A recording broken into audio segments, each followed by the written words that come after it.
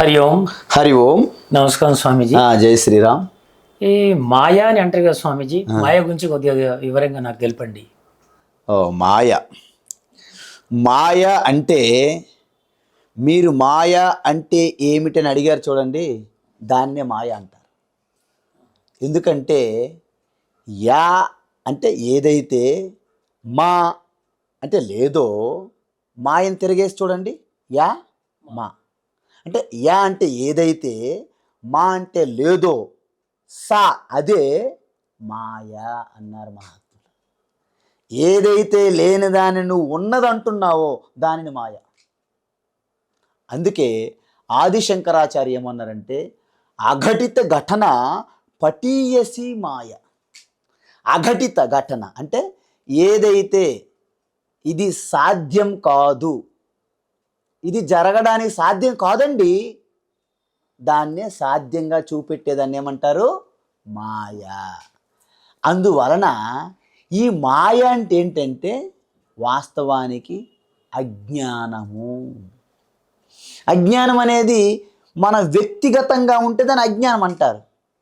మొత్తం సృష్టి అంతా ఆవరించి ఉన్నదిగా, దానిని మాయ అంటారు. అందువలన వాస్తవానికి కేవలము శుద్ధ చైతన్య పరమాత్మ మాత్రం ఒక్కటే ఉంది సృష్టి అంతా.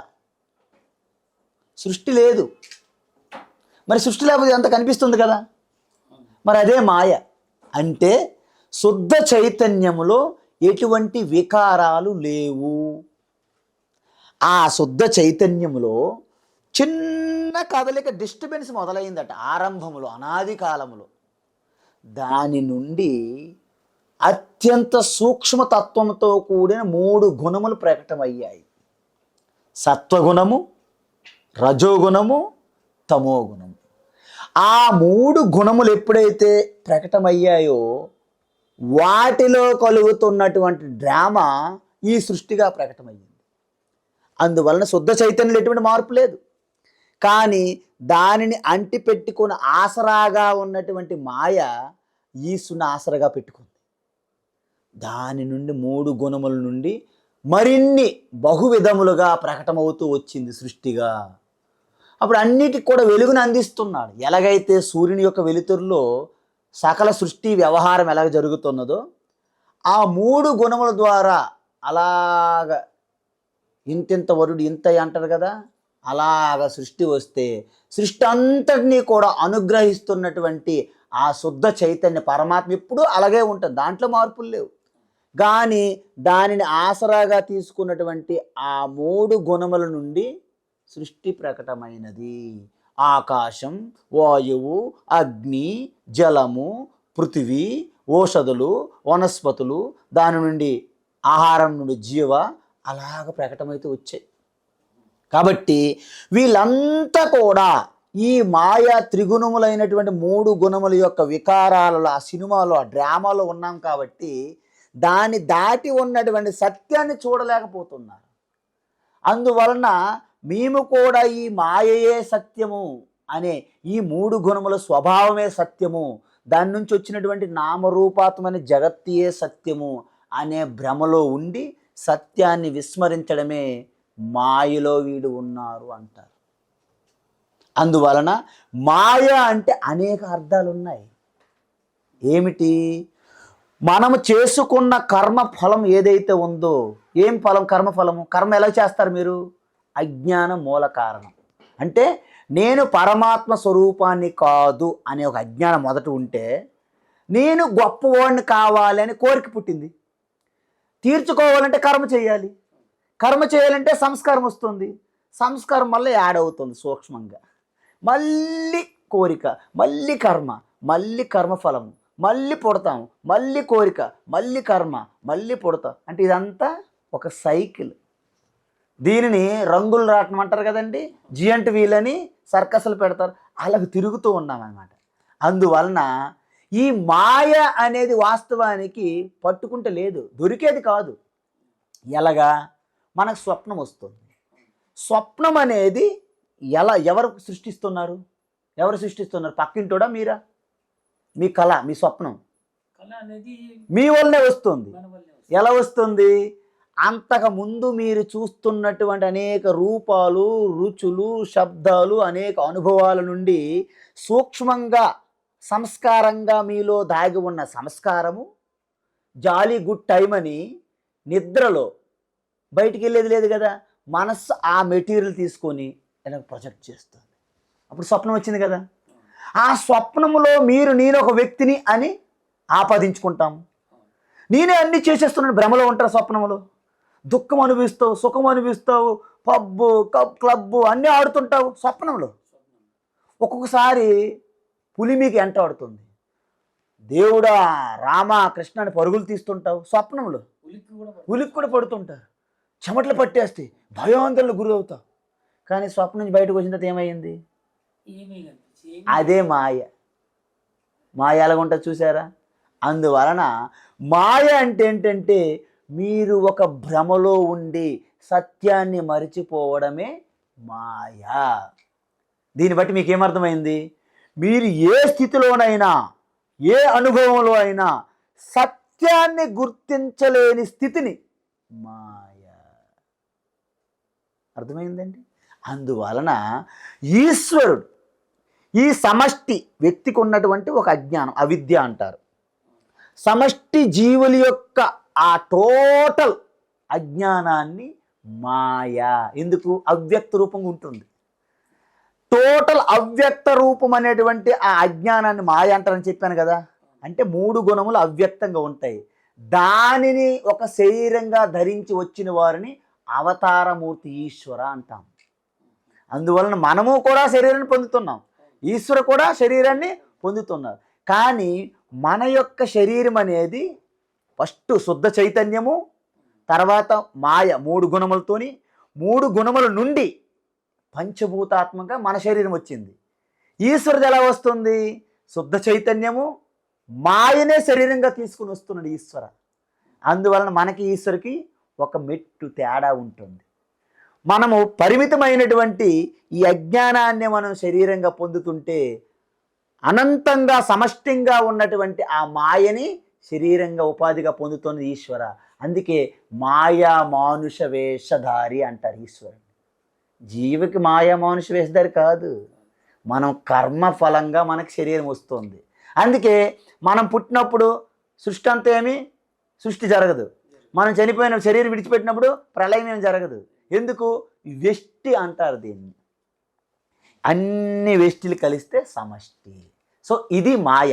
అందువలన దైవీహేష గుణమయి మమ మాయ దురత్యయ అన్నారు గీతలో. ఎందుకు? ఈ మాయలో మీరు మాయా డ్యాన్స్ సత్యం అనుకొని వెళ్ళిపోయారు కదా, మాయలో కొట్టుకుపోతున్నారు కదా, మీరు ఎప్పుడు నన్ను తెలుసుకోలేరు. ఇది చాలా కఠినము. కానీ మాయ దాటి ఉన్నటువంటి నన్ను మీరు గుర్తించి ఆశ్రయించారా, మాయ నుండి కూడా మీరు విడుదలవుతారు అని భగవద్గీతలు చెప్పడం అయింది. ఇది మాయ యొక్క స్వరూపం. అర్థమైందండి? ఒక చిన్న సంశయం స్వామి, ఇప్పుడు మాయ గురించి మీరు చాలా క్షుణ్ణంగా చాలా మంచిగా అర్థమైంది నాకు. లేని దాన్ని ఉన్నట్టుగా ఊహించుకోవడం చేయడం భ్రమ. అయితే స్వామీజీ, ఇప్పుడు చిన్నపిల్లవాడు కడుపులో ఉన్నప్పుడు తల్లి మాయ అంటారు, జంతువులు ఆవు లాంటి వాటి కూడా మాయ అంటారు, అదే శ్రీకృష్ణ మాయా లీలలు అంటారు. ఈ వ్యత్యాసం కొద్దిగా చెప్పండి స్వామి. ఇప్పుడు శ్రీకృష్ణ చేసేది లీలలు, ఆ మాయ చేశారు కృష్ణ అంటారు. తర్వాత మనం వీధుల్లో గ్రామాల్లో వస్తుంటారు, ఇంద్రజాలం ప్రదర్శిస్తారు, బ్లాక్ మ్యాజిక్, దానిని కూడా మాయ అంటారు. అదేవిధంగా తల్లి గర్భంలో శిశువు ఉన్నది మాయ అనకూడదు, కానీ మాయని వాడేస్తుంటారు తెలియక, దాన్ని మావి అంటారు. మావి చేత కప్పబడింది. అందుకే మనం ఆవు మావి చేత కప్పబడినది.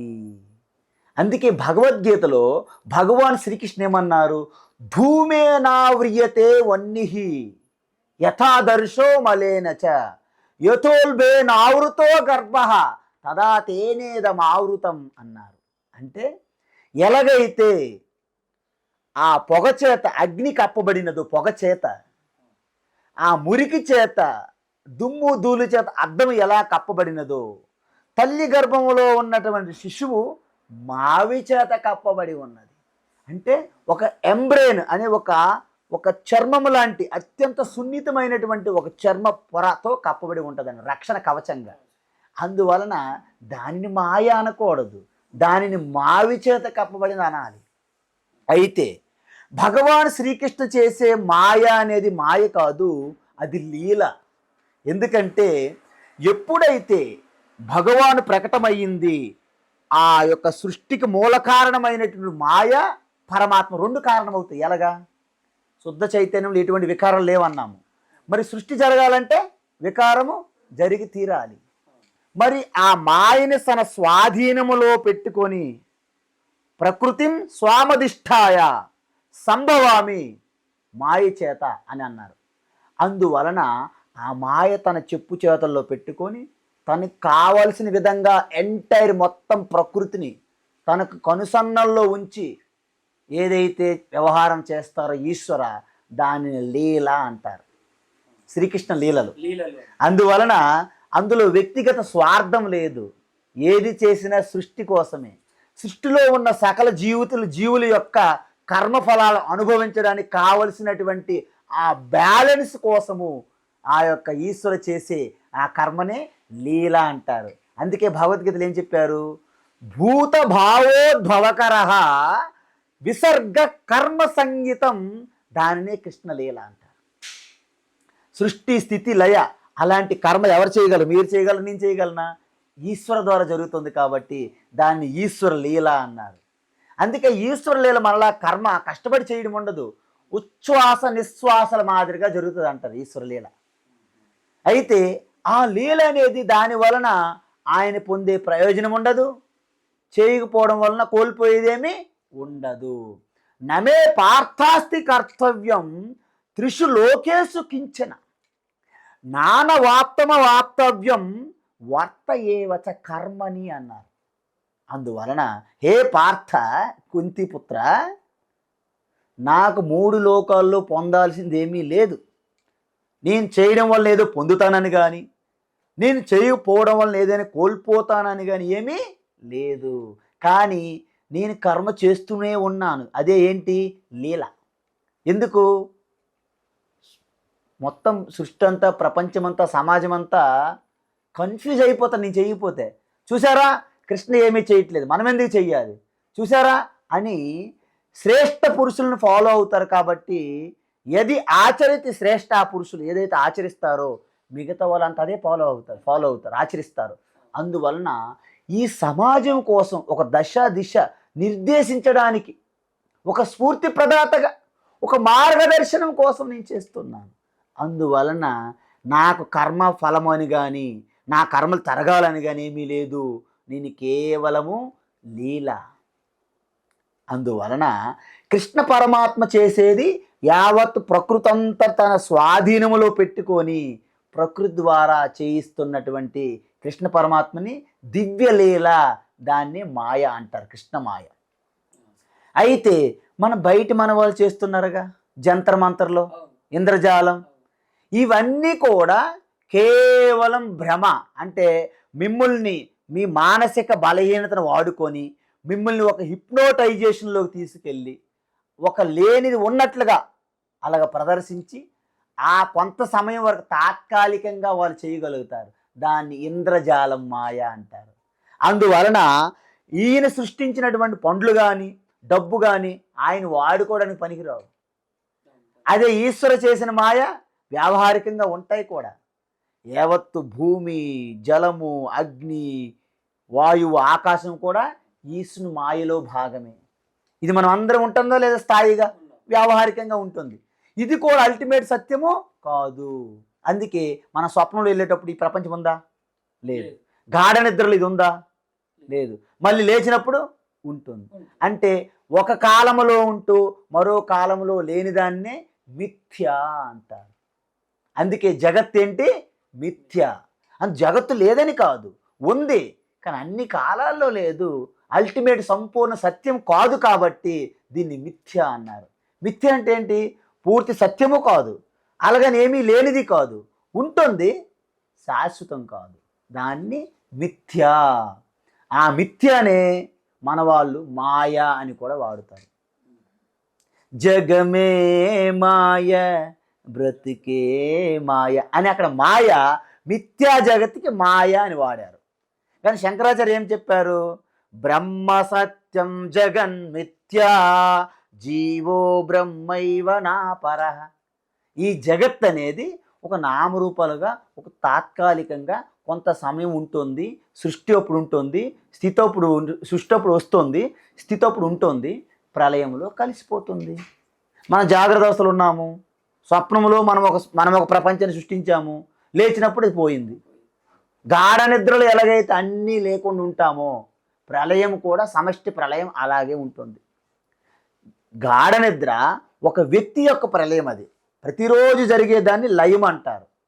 మరి సమష్టి జగత్తు కూడా లయమైతే దాన్ని ప్రళయము అంటారు. బ్రహ్మదేవుని దృష్టిలో ప్రళయము, మన దృష్టిలో ప్రతిరోజు గాఢ నిద్ర, రాత్రి లయము. సో ఇది మాయ. అందువలన మాయని మీరు ఎంత అన్వేషించి తెలుసుకున్నా దానికి అంతు చిక్కదు. ఎందుకు?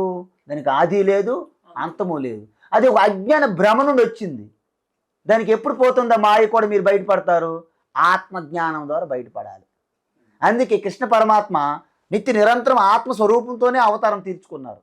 అందువలన మాయ తన కన్నుసన్నల్లో ఉంటుంది, తన ఆధీనంలో మాయ ఉంటుంది. మనము మాయ ఆధీనంలో ఉన్నాము. మరి ఈ మాయ ఆధీనము నుండి మీరు బయటపడాలంటే మీరు ఎవరని తెలుసుకుంటే బయటపడతారు. ఇప్పుడు చివరికి ఏం తెలుస్తుంది? నేనే ఈశ్వర స్వరూపాన్ని తప్ప వేరు కాదు. ఎందుకు? మీకంటే ఈశ్వరు బయట ఉండరు. ఈశ్వరు బయట ఉన్నారనుకోండి, నేనంట దేవుడు లేడంట, ఇంకొక అతను వచ్చి దేవుడు ఉన్నాడంట. ఒకరు ఉన్నారు అంటున్నారు, ఇంకొకరు లేరు అంటున్నారు. కానీ ఎవరైనా చెప్పండి, నేను లేను అని సృష్టిలో ఎవరైనా చెప్పగలరా? అది ఇంతకీ నేననేది గొప్పదా, దేవుడు గొప్పదా? ఇక్కడ నేనే గొప్పది, నేననేదే గొప్పది. ఎందుకంటే నేననేది లేనని చెప్పడానికి వీలు కాదు సృష్టిలో ఎవరు కూడా. కానీ దేవుడు లేడని చెప్పొచ్చు. నేను దేవుడు లేడండి అన్నాను, కానీ నేను లేనని ఎప్పుడైనా చెప్పగలనా? అంటే నేను వేరు, దేవుడు వేరు కాదనమాట. అంటే దేవుడు కూడా నేనుగా ఉన్నాడని తెలుసుకోవడమే మాయని దాటడం అంటారు. ఇది అసలైనటువంటి మాయ. అర్థమైందా బాబు? చాలా సంతోషం స్వామి. హరి ఓం. ఈరోజు మాయ గురించి ఒక నివృత్తి అయింది నాకు. హరి ఓం. అందువలన ఇంక దీనికి కొంచెం కంటిన్యూ చెప్పొచ్చా? అందువలన ఈ మాయ గురించి ఎంత మీరు అనవసరంగా సమయాన్ని వృధా చేసుకోకుండా మాయని విడిచిపెట్టడమే శ్రేష్టకరము, శ్రేయస్సు. దీనికి దక్షిణామూర్తి స్తోత్రములో జగద్గురు ఆదిశంకరాచార్యులు ఒక విషయం చెప్పారు. ఏంటి? మాయా కల్పిత దేశ కాల కలనా వైచిత్ర చిత్రీకృతం మాయావీవ విజృంభయత్యపమహా యోగి వయస్వేచ్ఛయా అని చెప్పారు. అంటే ఏంటి? ఈ మాయ అనేది సృష్టి, ఈశ్వర చైతన్య స్వరూపంలో ఏం లేదు. కానీ ఈ దేశము, కాలము అనే కొన్ని మెటీరియల్ ఏదైతే పట్టుకొని మాయ ఈ సృష్టిని ఇలాగ విజృంభించిందో, అదేవిధంగా ఈ జగత్తు కూడా అవ్యక్త స్థితి నుండి వ్యక్తమైనది. ఎలాగైతే ఒక ఇంద్రజాలకుడు ఎలాగైతే తన యొక్క తాడుని ఇలాగ పైకి విసిరాడు, తాడు పట్టుకుని పైకి వెళ్ళాడు, ఖడ్గం తీశాడు, యుద్ధం చేశాడు, పైన కింద తలకాయలు పడ్డాయి. ఇలా కాసేపు చూస్తే వెనక నుండి వస్తుంటాడు. అది అసలైనటువంటి ఇంద్రజాలం, మాయాజాలం. అదేవిధంగా యోగులు కూడా తన వ్యావహారికమైన మాయని వాడి సృష్టి చేస్తారు. త్రిశంకో స్వర్గం లాంటి స్వర్గం క్రియేట్ చేశారు ఎవరు? విశ్వామిత్ర మహర్షి. అలాంటి యోగులు కూడా కొంత మాయాశక్తిని వాడుతుంటారు.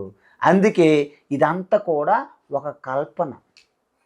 జగత కల్పన, జీవ కల్పన, ఆల్ దిస్ కల్పన, దీర్ఘ స్వప్న, ఆల్ ది జాలం, all these juggler deeds, all this Maya thought, all this Maya street, nothing exists, nothing belongs to you, you are neither mind nor body, immortal self you are, Hare Rama, Hare Rama, Rama Rama, Hare Hare, Hare Krishna, Hare Krishna, Krishna Krishna Hare Hare. बोलिए कृष्ण भगवान की।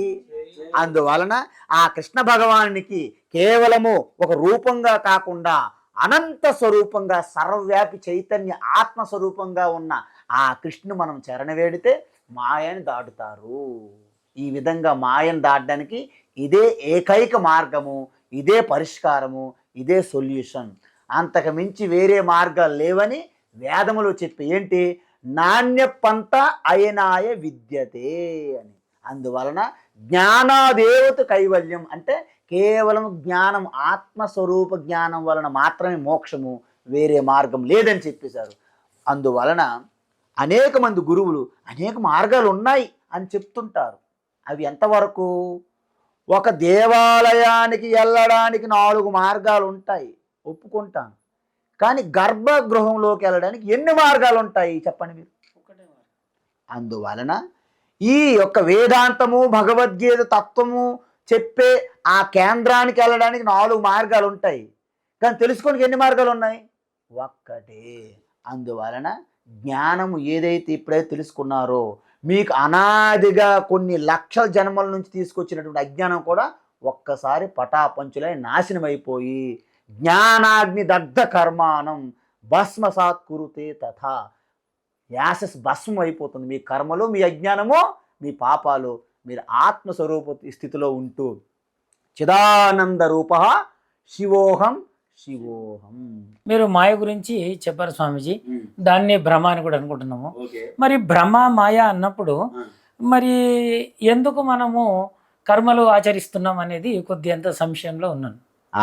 Okay నాయన, కర్మలు ఆచరించడానికి ఇక్కడ 2 అవకాశాలు ఉన్నాయి. ఎందుకంటే ఈ శరీరం అనేది ఇప్పుడు వచ్చింది కాదు. ఈ శరీరం రావడానికి ఇంతకుముందు అనేక జన్మలలో మనం చేసినటువంటి కర్మ. ఎందుకు చేసాం అప్పుడు? అజ్ఞానవశాత్. అంతకుముందు అనాదిగా జీవాత్మ అజ్ఞానంలో ఉండడం వలన కర్మలు చేశాం కాబట్టి, సంచిత కర్మ అనే ఒక పోగు ఉన్నది కాబట్టి దాని నుండి తొందరగా ప్రకటమయ్యే ఆ కర్మ నుండి శరీరం వచ్చింది. కాబట్టి శరీరం వచ్చిన తర్వాత మీకు పుణ్యము పాపాల యొక్క మిశ్రమం శరీరం ఉంది. ఒకవేళ ఇంతకు ముందు జన్మల్లో మీరు ఎటువంటి తపస్సు చేసి ఉంటే ఆ సంస్కారం కూడా ఒకవేళ ఉన్నదనుకోండి, ఆ పుణ్య ప్రారబ్ధం వలన నా స్వరూపతత్వం తెలుసుకొని నా యొక్క జీవిత లక్ష్యం ఏమిటి, నేనెవరిని, ఈశ్వర ఎవరు, ఈ జగత్తు ఏమిటి, ఈ అంతటికి సంబంధం ఏమిటి అనే విషయాలు మీలో కలిగాయి అనుకోండి. అప్పుడు ఆ విచారణతో అజ్ఞానం పోగొట్టుకొని మీ ఆత్మజ్ఞానం చేరుకునేటప్పుడు ఇదంతా కూడా ఒక సినిమా అనిపిస్తుంది, ఒక స్వప్నం వలె భాషిస్తున్నది. ఆ స్థితికి చేరుకున్నంత వరకు నీకు అజ్ఞానం ఉంటుంది కాబట్టి అజ్ఞానం నుండి కోరికలు పుడతాయి, కోరికల నుండి కర్మలు చేస్తావు. ఇది కర్మచక్రంలో పడతారు. అందుకే దీన్ని కర్మబంధనం అన్నారు. అనేక జన్మ సంప్రాప్తం కర్మబంధ విదాహినే ఆత్మజ్ఞాన ప్రకాశేన తస్మై శ్రీ గురవే నమ. గురుస్తోత్రంలో చెప్పారు. ఎందుకంటే అనేక జన్మల కర్మఫలం వలన ఈ శరీరం వచ్చింది, ఇంకా సంచిత కర్మ ఉంది. ఒకవేళ ఈ శరీరంలో వచ్చినప్పుడే నీ స్వరూపతత్వం తెలుసుకోవాలనుకున్నావు అనుకోండి, అప్పుడు సంచిత కర్మకు నేను వానర్ను కాదు, అది కట్. ఇంకా నేను కర్తన కాదు అని తెలుసుకున్నావు. నేను కర్తన కాదు, నువ్వు శుద్ధ చైతన్య స్వరూపాన్ని, ఈశ్వర తత్వాన్ని. సో కర్మ చేయడానికి నువ్వు కర్త కావు. కానీ ఆగామి కర్మ కూడా జనరేట్ అవ్వట్లేదు. అంటే కొత్తగా కర్మలు యాడ్ అవ్వట్లేదు, ఉన్న సంచిత కర్మతో కట్ అయిపోయావు. మరి ఏం మిగిలింది? ప్రారబ్ధ కర్మ. ప్రారబ్ధ కర్మతో శరీరం వచ్చింది, నీ స్వరూపదాన్ని తెలుసుకున్నావు. వెంటనే శరీరం పడిపోకూడదు కదా, చనిపోవడం వీల్లేదు కదా. అందువలన ఫ్యాన్ తిరుగుతుంటే స్విచ్ ఆఫ్ చేశారనుకోండి, ఫ్యాన్ టక్కన ఆగిపోద్దా? కొంత టైం తిరిగి ఆగుతుంది. ఒక రాయి మనము విసిరాము, మధ్యలో ఎవరో వచ్చారు, అబ్బో ఆగిపోవద్దు కొట్టాలని నాకు లేదు, ఆగుతుందా? ఈ శరీరం కూడా అలాగే వచ్చింది. కానీ శరీరంతో పాటు మీరు జ్ఞానం తెలుసుకున్నారు కాబట్టి ఇకపైన మీకు మళ్ళీ జన్మ పొందరు. కానీ వచ్చిన శరీరము దాన్ని ఏదైతే పుణ్య ప్రారంధము పాప ప్రారంధంతో వచ్చిందో అది ఖర్చు అయినంత వరకు ఉంటుంది. ఖర్చు అయినప్పుడు పంచభూతాల్లో కలిసిపోతుంది. మీరు ఇప్పుడు ఎలాగైతే ఈశ్వర స్వరూపాన్ని తెలుసుకున్నారో ఆ శరీరం పడిపోయినప్పుడు కూడా శుద్ధ చైతన్య పరమాత్మగా మిగిలిపోతారు. శుద్ధ బ్రహ్మ పరాత్పర రామ కాలాత్మక పరమేశ్వర రామ. అప్పుడు నా మృత్యుర్న శంకాన మే జాతి భేద పితా నైవ మే నైవ మాతా న జన్మ నా బంధుర్న మిత్రం గురుర్నైవ శిష్య చిదానంద రూప శివోహం శివోహం. అక్కడ ద్వైతం మరలేదు, కేవలం చిదానంద రూపం మిగిలిపోయింది. అందరూ కూడా చిదానంద స్వరూపమే, రెండోది లేదు. శివస్వరూపం యావత్ జగత్. ఈ సృష్టి అంతా శక్తి, దానికి అధిష్టానంగా ఉన్నది శివ. మొత్తం సృష్టి అంతా ఏమైంది ఇప్పుడు? శివశక్తి.